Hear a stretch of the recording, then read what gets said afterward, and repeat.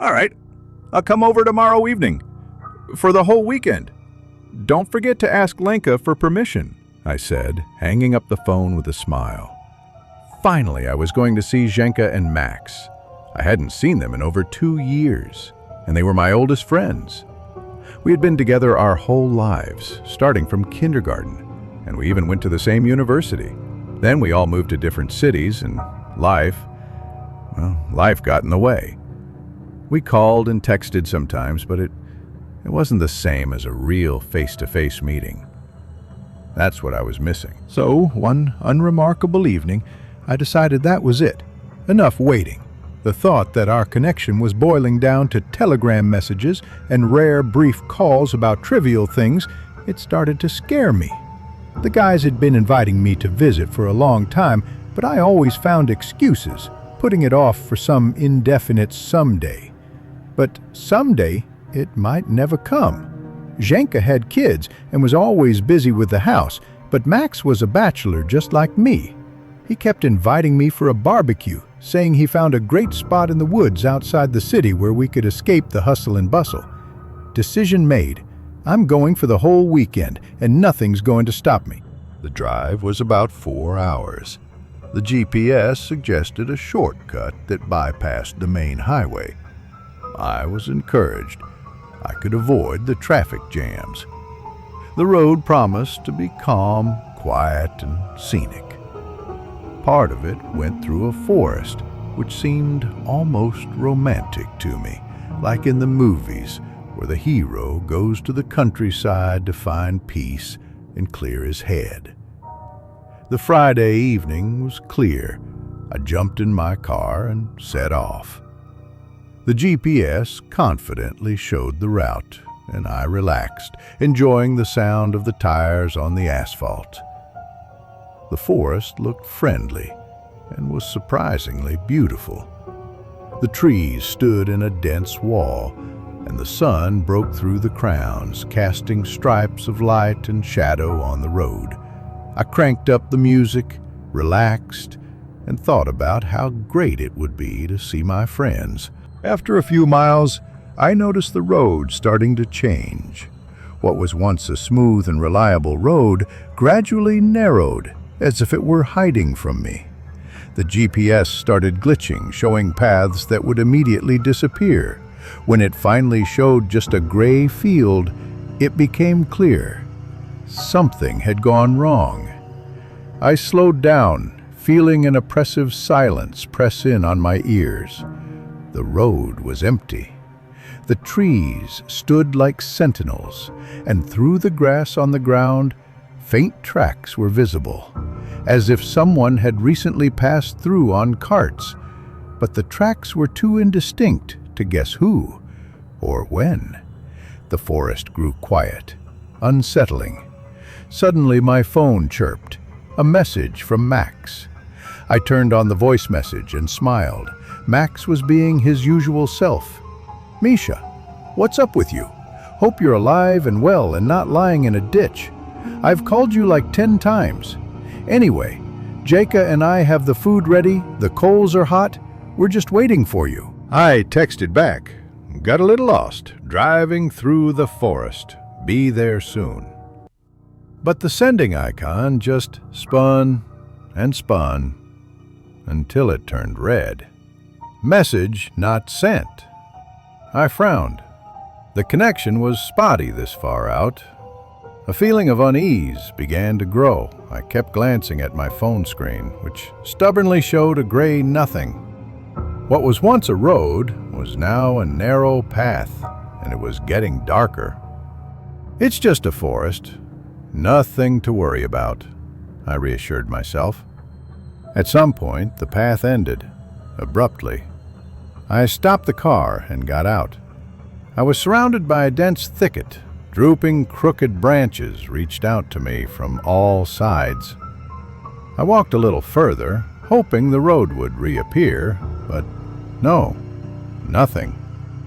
Just a heavy, thick silence, like fog. I returned to the car and checked the map again. Useless. The only thing left to do was to drive back.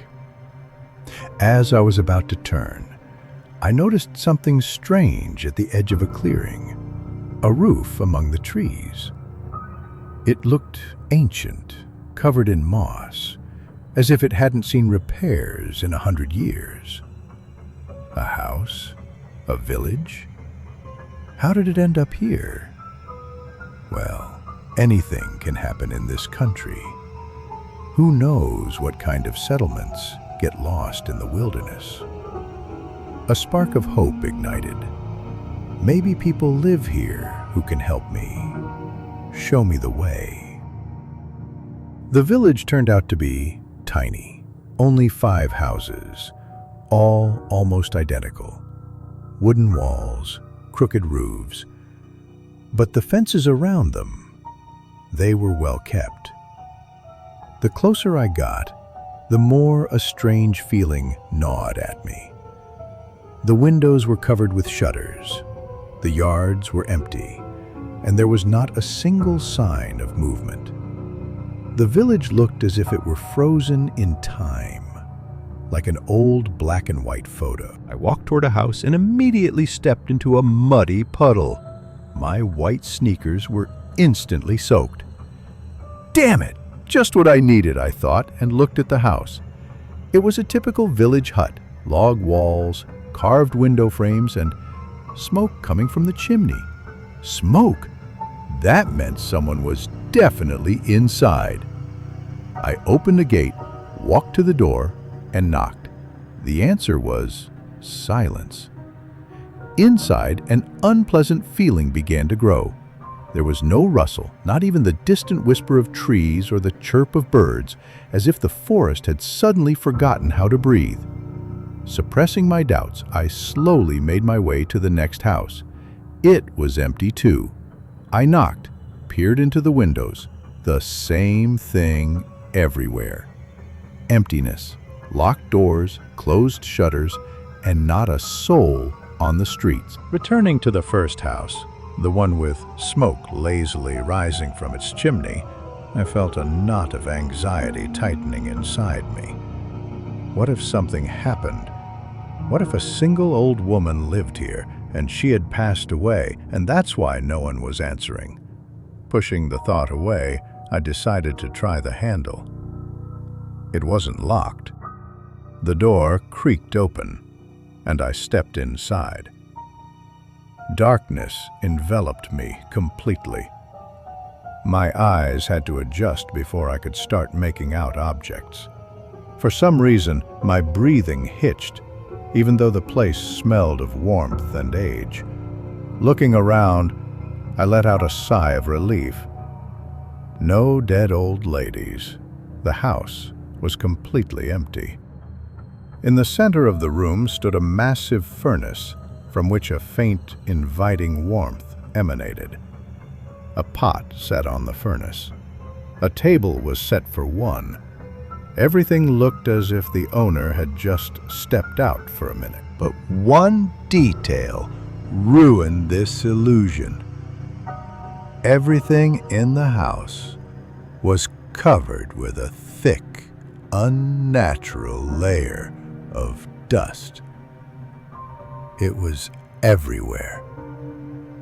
On the rusty window latches, on the tabletop, on the crudely made wooden chairs. The bed in the corner was neatly made, but it too was drowning in dust, and the once white sheets had yellowed with age. And yet, the furnace was smoldering. It smelled of firewood. I wasn't going crazy. I could feel it. But with every breath, it became harder to tell if this was real or a hallucination from exhaustion. Someone must have lit the stove, I muttered, breaking the dead silence.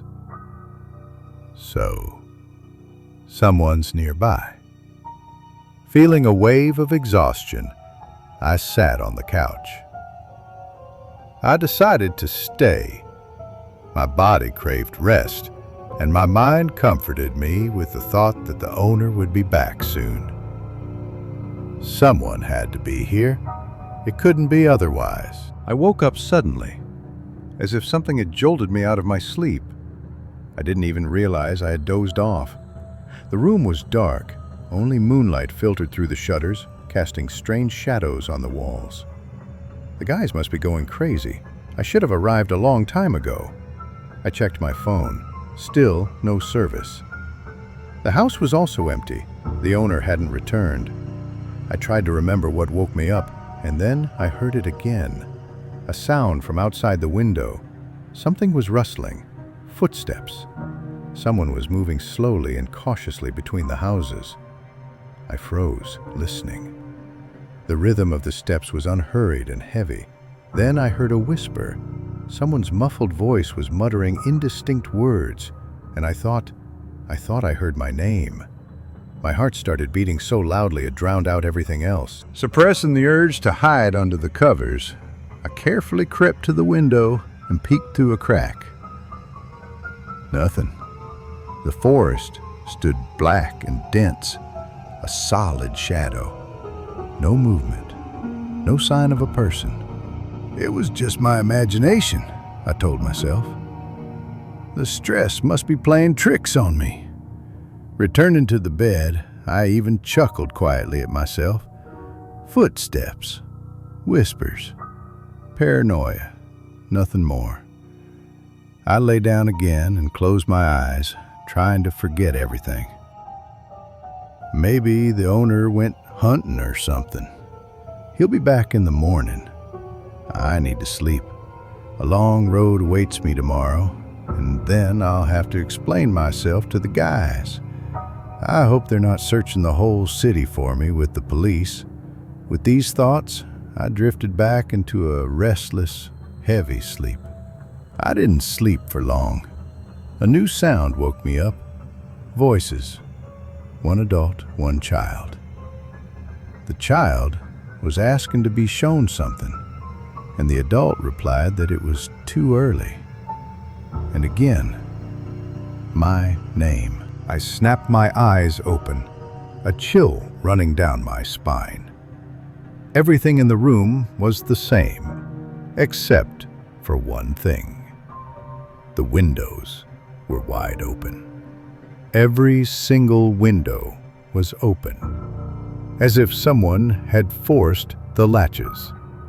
Forgetting my drowsiness, I sat up abruptly, peering into the darkness.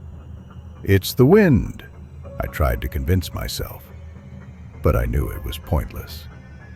The wind couldn't have opened the windows so silently. And then, those voices again. I rushed to the window, but outside, everything was the same. The village stood dead. Not a single light, not a single movement. I firmly shut all the windows and spent the rest of the night staring into the darkness, flinching at every sound. Morning came. Sleep had finally overtaken me again. I was out for a couple of hours and woke up with a terrible thirst. Not surprising, since I hadn't had a drop to drink since yesterday, let alone any food.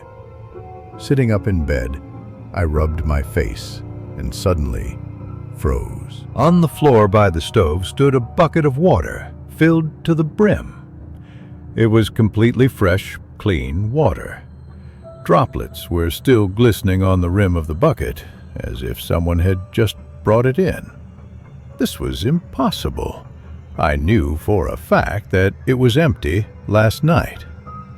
Maybe it was the owner, I thought. He probably came back but didn't want to wake me. This thought seemed logical, and I clung to it. I found a mug and scooped up some water. It was cool, like from a spring. I had never tasted anything better. Taking greedy gulps, I almost choked when I saw that at the doorway, instead of my sneakers, there were now old-fashioned boots. Dark, high boots. The kind people wore 100 years ago. Okay, I told myself. Maybe the owner just decided to help me out. My sneakers were wet, after all. Maybe he took them somewhere to dry. But with every step I took across the room, this explanation seemed more and more ridiculous. The feeling of being watched hung heavy in the air.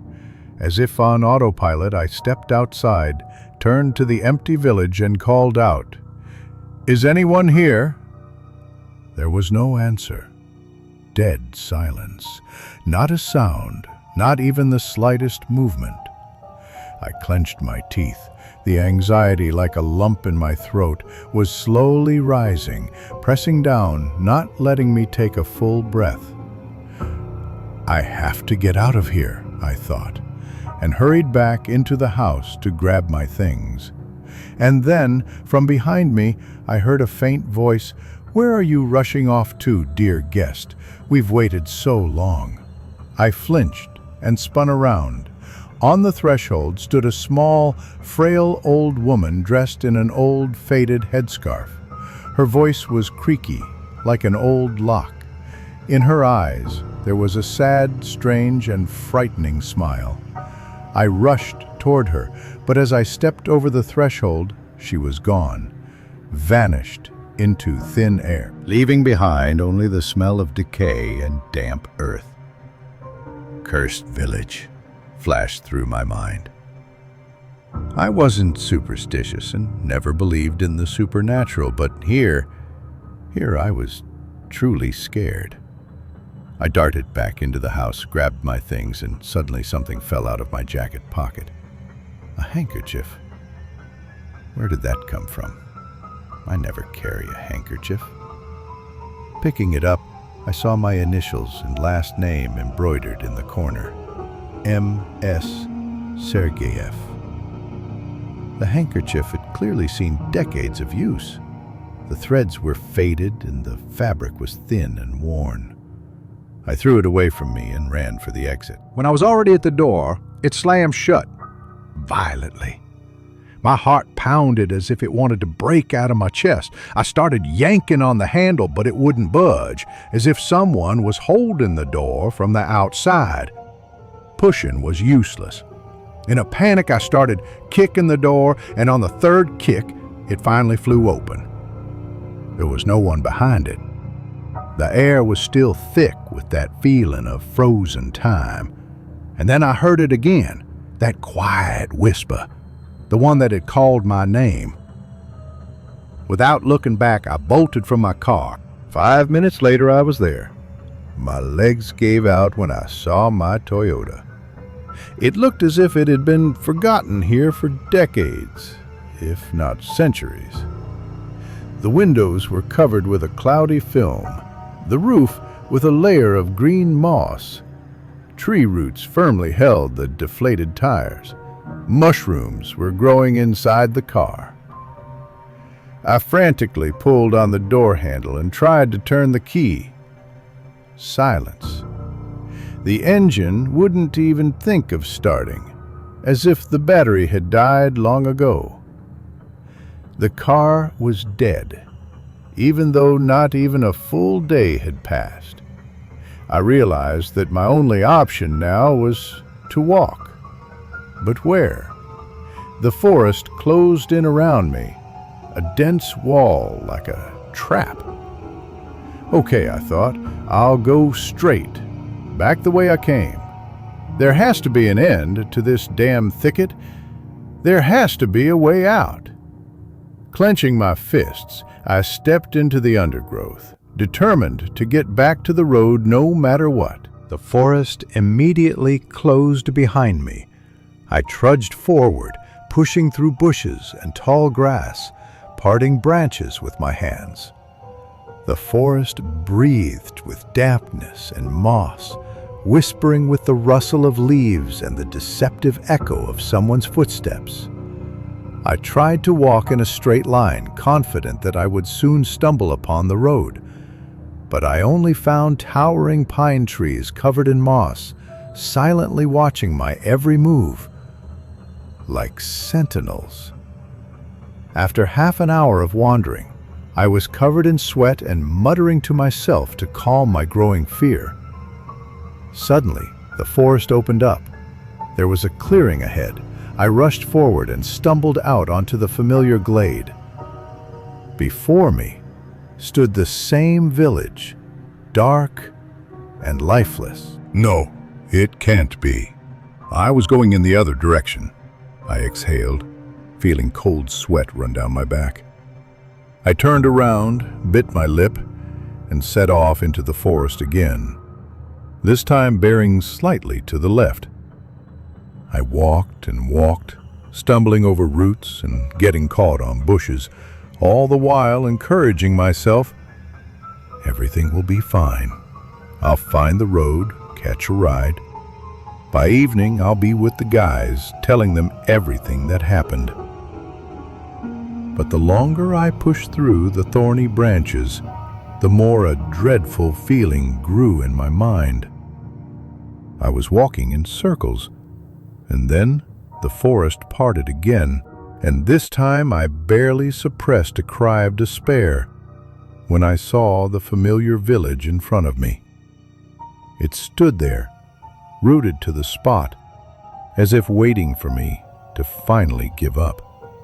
But I wasn't going to surrender. The third time, on the verge of desperation and anger, I tried to take a completely different course. But it all repeated, and I once again found myself in the same clearing near the same village. My strength left me. Falling to my knees, I felt despair fill me like a viscous fog. This can't be happening, I whispered to myself. It can't be. The sky grew dark with twilight. There was nothing to be done. I was completely exhausted. I went back to the same house, deciding to wait out one more night. Inside the house, everything had changed. A small lamp was burning in the corner. The table was set. I smelled food, my favorite home-cooked meal. Exactly what I would have chosen myself. Hot borscht, a slice of crusty bread, and even my favorite pickles. I stared at it, not believing my eyes. Just yesterday, there was nothing here but dust and decay. My mouth filled with saliva, and a single thought pounded in my head. Don't eat it, don't eat it. But my hands reached for the plate on their own. I ate greedily, forgetting everything, just savoring the taste as if for the last time in my life. When I came to my senses, I noticed the furnace had gone out. I should light it, I thought. As soon as the thought crossed my mind, an axe appeared as if from nowhere. It was heavy, but well-balanced, fitting into my hand perfectly, as if it had been waiting for me. I put on the boots that stood by the door. They fit perfectly, and went outside to chop wood. Strangely, my hand lifted the axe and brought it down on the wood on its own. Returning to the house with an armful of logs, I started a fire, feeling a strange sense of calm, as if I had completed an old familiar task. I sat on the bed and watched the fire slowly grow. Why did I even come here?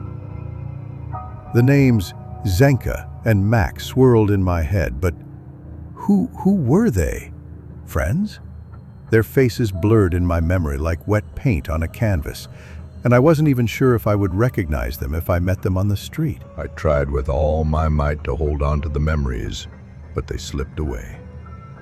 Instead, I remembered running through these fields as a boy, rolling down the neighboring hill, racing a girl from next door in a colorful dress. Memories of holidays surfaced, when all the villagers would gather together, the old men telling stories and the children listening in awe. But I had never known any village. I grew up in the city. I had never held an axe in my hands or lit a stove in my life. Only one question hammered in my head. What is happening here? Then I remembered that I had to run. This village was cursed, and it wanted to take me with it. Run away from here. Even if it meant wandering the forest for days, it was still better than going insane. I tried to pull off the boots, but they seemed to have fused to my skin. Giving up, I rushed to the door and started shaking the handle, but the door wouldn't budge. I hit it once, twice, nothing. In desperation, I grabbed a towel from the table, wrapped it around my hand, and with all my might, smashed the window. But the glass didn't even tremble. The house was turning into a trap. It seemed to breathe and laugh at my attempts to escape. I continued to frantically beat on the window, but nothing worked. Suddenly, through the glass, I saw a silhouette. A hunched old woman with a vacant stare slowly bowed her head. Behind her, several other figures appeared. Old men, children, men, and women. They whispered, quietly but insistently, "Stay. No one will miss you. The house needs a master. Stay here. With us."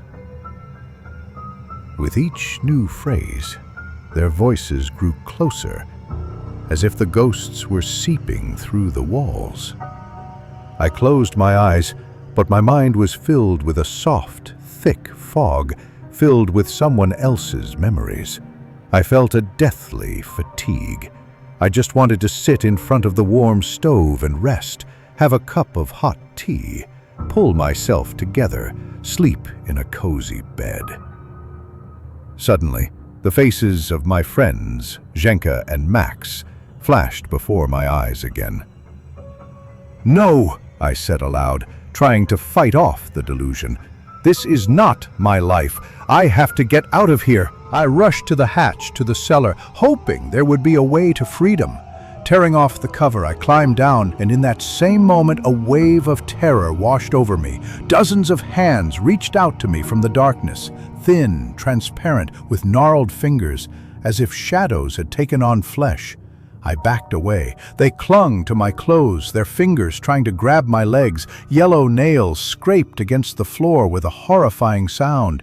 In terror, I scrambled back out into the house, looked around the room, and noticed the axe. Yes! I grabbed it and swung at the wooden door. Splinters flew everywhere. Another blow, and another, and another. Again and again. Sweat ran down my back. My breath was ragged, but I didn't stop, feeling that freedom was close. The axe broke a crack in the wood, and I shouted in triumph, but then I saw something that made me fall silent. As if by magic, the crack sealed itself, and the door was whole again. I had one last way to save myself. It was risky, but I had no choice. I took a burning kerosene lamp, and with trembling hands I lit a towel and threw it into the center of the room. The flames flared up for a moment, filling the room with bright light, but a second later the fire went out, as if blown out by an unseen force. I tried again, but again, nothing. Powerless, I slumped into a chair. I realized this was the end. There was no way out. Suddenly, on the wall, I saw something. Picture frames. Strange, I hadn't noticed them before. I wiped off the dust and looked closer. I saw the faces of people in old clothes from the last century, frozen on yellowed paper. With each new photograph, I grew more and more frightened. The faces in them seemed strangely familiar, yet alien, like ghosts from long-forgotten dreams.